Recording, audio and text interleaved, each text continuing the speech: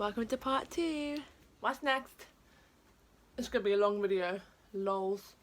Heathers! What a show. Okay, love this show. First got into that show in 2014.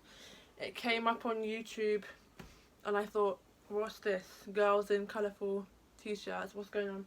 And then I listened to it and I was like, oh! Now this is something exciting. This is good. So I became obsessed, obviously. That's what I do, I become obsessed with things. And then it didn't come to the West End till 2018, was it? I think. And I saw it at the Other Palace. It was fantastic. It was like a rock concert. It was mad. The characters literally walked on stage, or the actors even, literally walked on stage and breathed, and the entire audience was like, Aah! It was nuts. It was louder than when I saw One Direction. Like, it was crazy. For a non-theatre lover, that experience would have ruined the show for me because it was so loud, and there was singing along, clapping, quoting, which I love. I would do that anyway. But yeah, for like a dad who had been dragged there by his kid, or somebody who didn't even know the show, it would ruin it. It was nuts. And of course, I spoke to somebody about this on my Instagram the other day. When Carrie, who played Veronica, Carrie Hope Fletcher, had her shirt ripped open in Dead Girl Walking, I wasn't sure if they would do it, but I'd seen the bootleg, because who hasn't, and we all know it happened, so they kind of had to put it in. But when it happened, the noise that erupted in that theatre was nuts. People were throwing their fists in the air and screaming and clapping and crying. There were girls over there actually crying. It was the most nuts thing I've ever seen. It was such a cool experience, but yeah, it was so loud. My ears were ringing when I left. It was crazy. But anyway, yeah, that was Heathers. I love Heathers.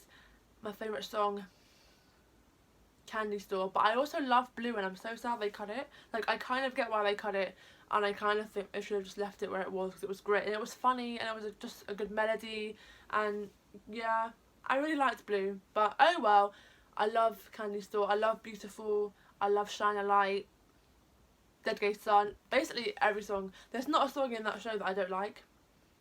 So yeah, Heathers is great. We love it. Woo! Next. Okay. We have a Les Mis t-shirt. So I have two of these. I'm going to find the other one in a sec. Les Mis is the show that I've seen the most after Bat. I've seen it 9 times. Yes.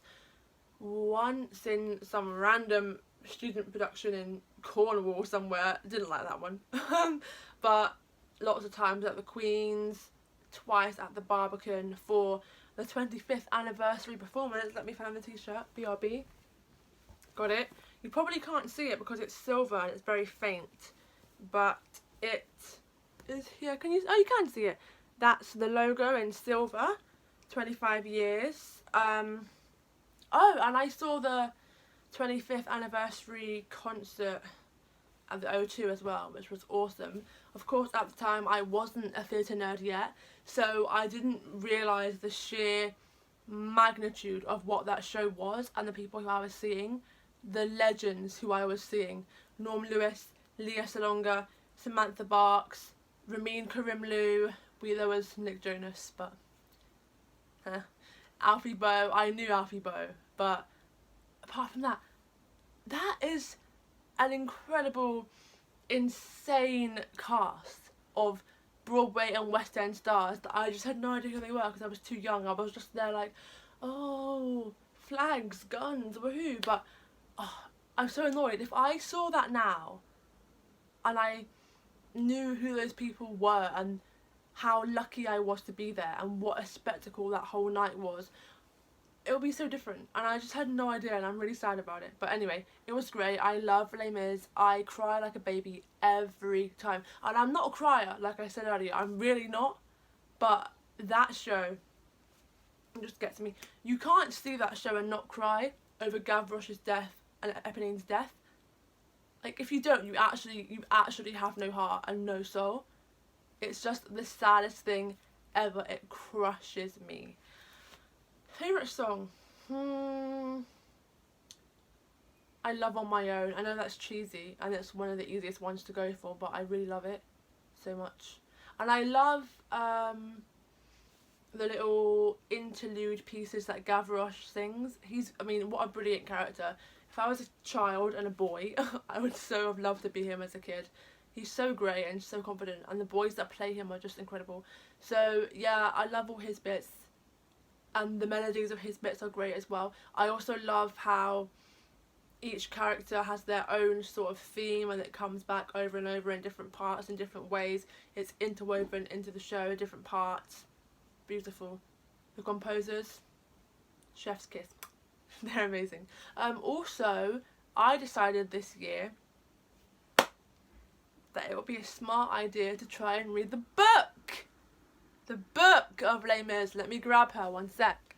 I don't know how nuts a person has to be to decide they should read this. It's like 1,900 pages or something. Yeah. Like, just nuts amounts of pages, and I'm the world's slowest reader.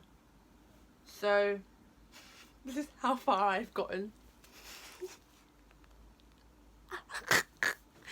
I'm gonna be reading this till I'm 90. But hey, it'll be a ride, and one day I'll get there and I'll say, look what I did, I read that. So, yes. What is next? There's so many in here.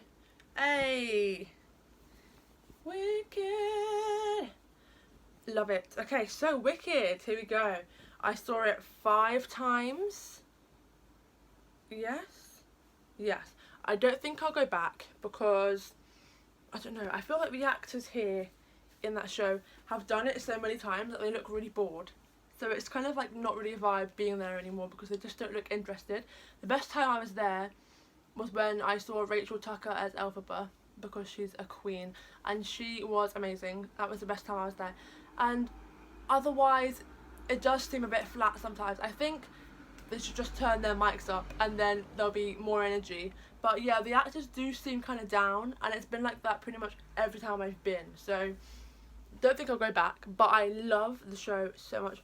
It's definitely in my top 5. I've got a hat down here somewhere as well. Here we go. Love. Love. And fun fact about Wicked is that it spurred me, my love of the show and the music, spurred me to read the book. Let me grab her, I'll be back. So I got this book at 15, written by Gregory Maguire. Fantastic book. Started reading it and I was like, I'm too young to read this, so I put it down. Got it back at 18 and read it, and it was just the best thing in the world, and I literally cried. I couldn't believe how much I liked it. First time I've ever cried in a book. It was just the best thing ever. And in the middle of reading this, I found out that the Wicked book is not a book, it's books. Wicked is a series. So I then went on to read all 3 of the other books.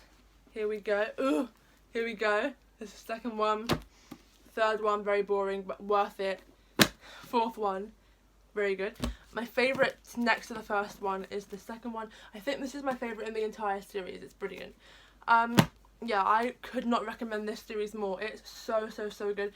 If you just want to understand Wicked a bit more, the story of the show, read this. It's very deep. It's very different to the show. There's a whole load of stuff in this that they left out of the show for good reason. But honestly, Wicked is such a beautiful show, and the music is fantastic. Gregory Maguire created such an incredible, unique story, and so clever, I think.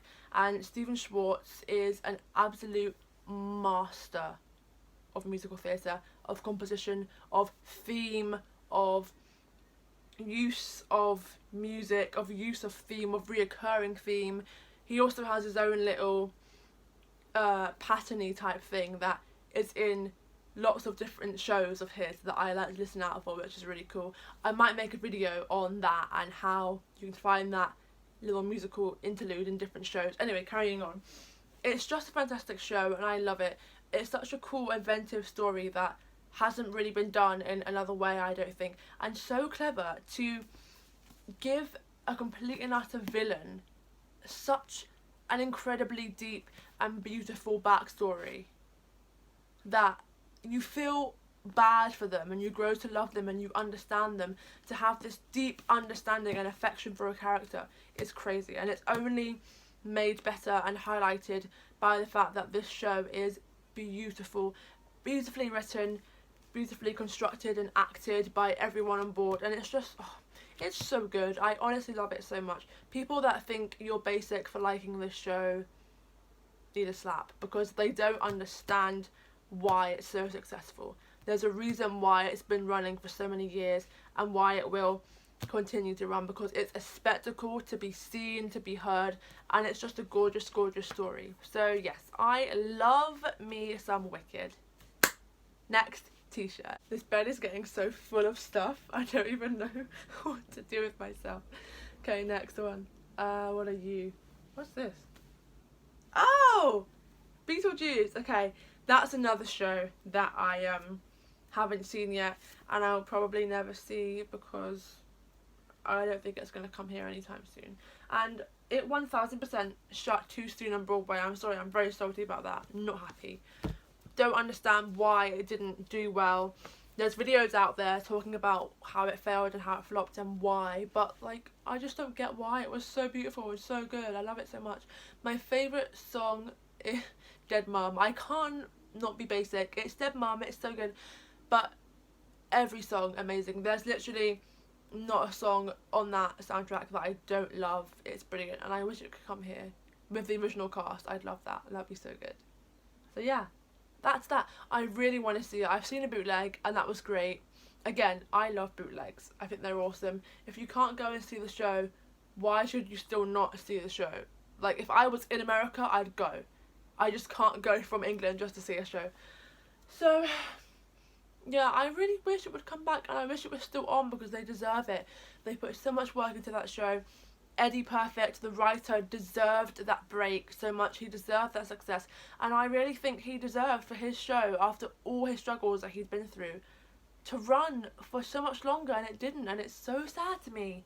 But oh well, I guess all good things must come to an end. Hopefully there's more. There's going to be a tour, a revival, other countries. Let's just pray that it can get what it deserves, because it really, really should be one of these long runners, like Wicked, like Phantom, like Les Mis. So hopefully one day it will come back. Let's pray. Next. Oh, okay, we have Beautiful. Now, I only saw that one once, but I loved it so much. I saw Cassidy Jensen. She's brilliant. It was such a good show. It was so good. Favourite song? There's that one called He's Sure the Man I Love, or The Boy I Love. Stuff like that. It's really fun. I like that one. Up tempo. Do I have a fun fact about the show? Not really, I don't think.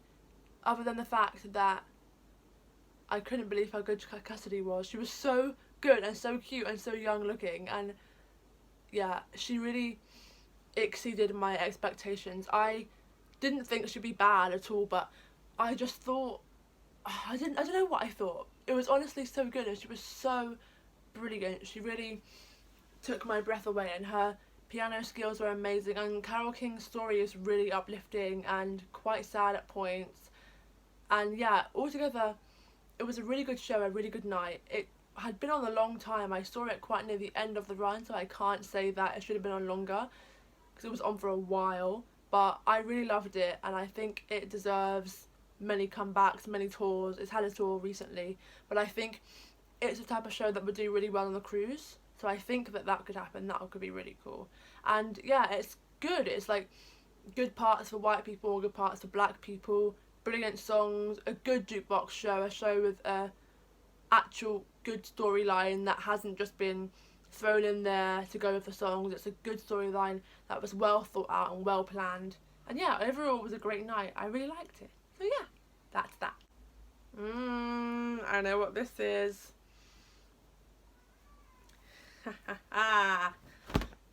The next obsession, wow, the creases on these clothes. I did stuff them in that bag, so that's not surprising. But hey, Hamilton. What a show. I've seen it 3 times. And, God. Was I obsessed? Baby! Stop crying. Starting again because I was rudely interrupted by one of the babies across the road crying. Here we go. Hamilton. I've seen it 3 times. I love it. I'm obsessed with it. It's beautiful. I've listened to the soundtrack about 200 times or something crazy. It's a gorgeous, gorgeous show. So clever, so well written. Oh my god, shut up! Starting again because of the baby. Anyway, love this show, it's brilliant. Fun fact, the first time Mum and I saw it, we had booked to see it in like March or something, a whole ass year after the tickets went on sale because it got wiped out so quickly. So we had been waiting to see that, and then one day my mum was like, let's apply for the Hamilton lottery and see if we can win. And we were like, okay, we're not going to win, but let's try anyway. I'm at college, I get a call from my mum saying, we've won the Hamilton lottery. We're going to see the first ever performance of that show in the UK. I cried. And I'm not a crier. I keep saying I'm not a crier, but I keep talking about how I've cried at things. But it meant so much to me to see this show. I couldn't believe it. And so we finally got there, and we'd met Lin-Manuel Miranda before this point. We saw him at a production of Tick Tick Boom, which is a show written by Jonathan Larson, the guy who wrote Red, My Hero. And we seen him there, and we were like, oh my god, best day of my life. We met Lin. And we get to the theatre for this first ever performance of the show. And in the auditorium, just walking around the theatre with the people, just cash, I saw Alex Lacamoire, Tommy Kail, Cameron McIntosh. Oh, nuts. And then we got inside the theatre. I saw Andy Blankenbuehler, choreographer. I think I saw Stephanie Clemens, I'm not sure. And then we walked into where our seats were at the back of the theatre, near the boxes. The very back line of the stalls are £10 tickets. Madness. Best view of the entire stage. No overhang in the way. It was such a clear view. And we just turn slightly to our left. And who is sitting behind me? Only the man himself. Lin-Manuel Miranda, second meeting, just sat behind me. And we were just like, hello. And he was like, hi, how are you? And it was the most crazy thing in the world. He was with his wife, and it was so cool. And I realised that I had to sit the entire show and watch the show that the man sitting behind me had created. I just sat there like, this is the maddest experience of my life. And I like couldn't really focus because I knew that he was sitting behind me, and I was like, it was crazy. And yeah, so that was so cool. And then I saw it again, second time, with my friend Rachel and my mum. And then the third time I saw it was by far the best time I've ever been. This is very annoying.